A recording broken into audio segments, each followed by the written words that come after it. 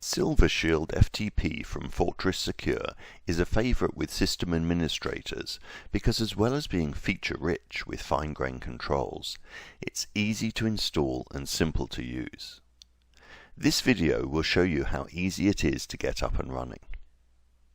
Once you log in, you will immediately see that the user interface is really simple. It has been designed to be intuitive and easy to find your way around. At the top you will see there are three configuration tabs: Main, Users and Tar Pit, plus a Monitoring tab. The Main tab contains all the primary settings and has a number of sub-tabs.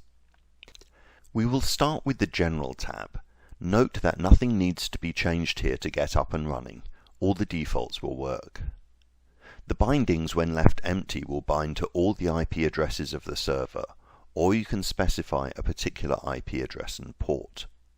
For the logging, you can define the type of logging and the level of logging you require, although note, if you chose verbose, that will generate large log files. There are also settings for where the log files are to be kept. On the security settings, all the settings here are also set ready for a first-time user. There's nothing that needs to be changed. You can see here the security controls, such as the ability to slow down new connections to mitigate certain types of attack. The next settings will automatically put IP addressings in the tar pit to slow down attacks from malicious clients and stop some automated attacks.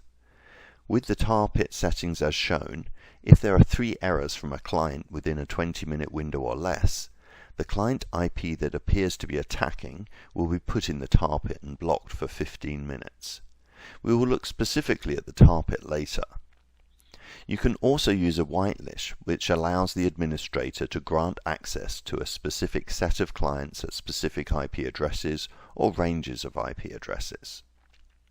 On the SSH SFTP tab, there are standard settings for an SSH SFTP server, such as the banner and the server key.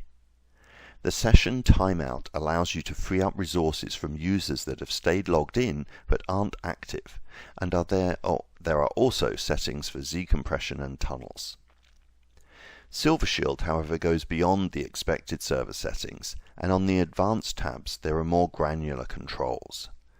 This tab allows you to enable or disable specific SFTP versions, control the authentication methods, set the allowed message authentication code algorithms, and specify which crypto algorithms are allowed.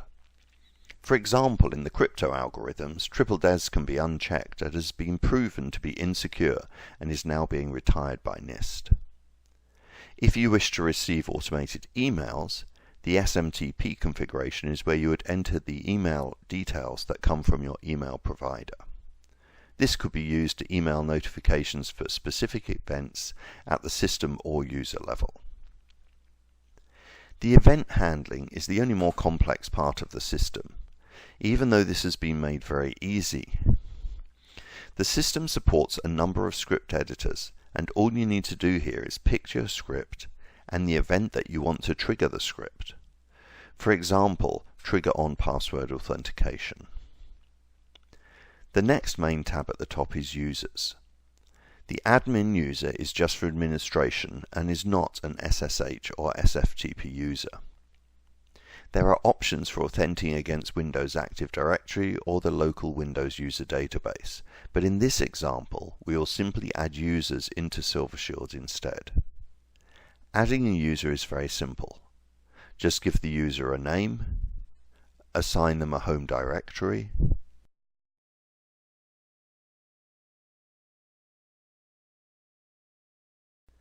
give them permissions, type in a description if you wish, set them a password, allow password authentication, and you're done for a simple setup.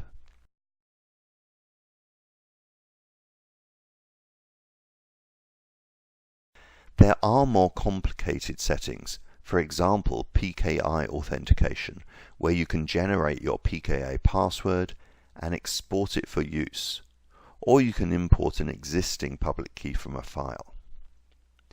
It is very easy to set up virtual folders. Just give the folder a name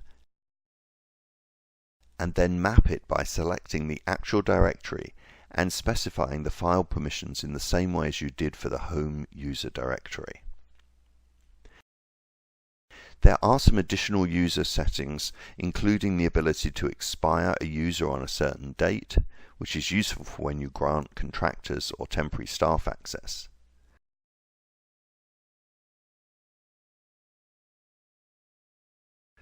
The whitelists and tunnel access are the same as they were for the system, but here they only apply to this specific user. The event handling on this screen is also specific to just this user. So for example, if there is a user you want to monitor because of a particular situation, this would be the place to do that. In the Tarpit tab, this is where you can manually ban IP addresses, and this is also where you would see IP addresses that have been added through being suspected of attacking the server under the parameters we defined earlier. The last main tab is the Monitoring tab, where you can keep an eye on what is going on in real time. It provides information on sessions that are currently active. There is also built into SilverShield a help system that also lists the functions and objects that can be used in scripting. So as you can see, SilverShield is really very easy system to use and set up. Try it today by ordering from the website as shown, or you can download it in trial mode with single user access.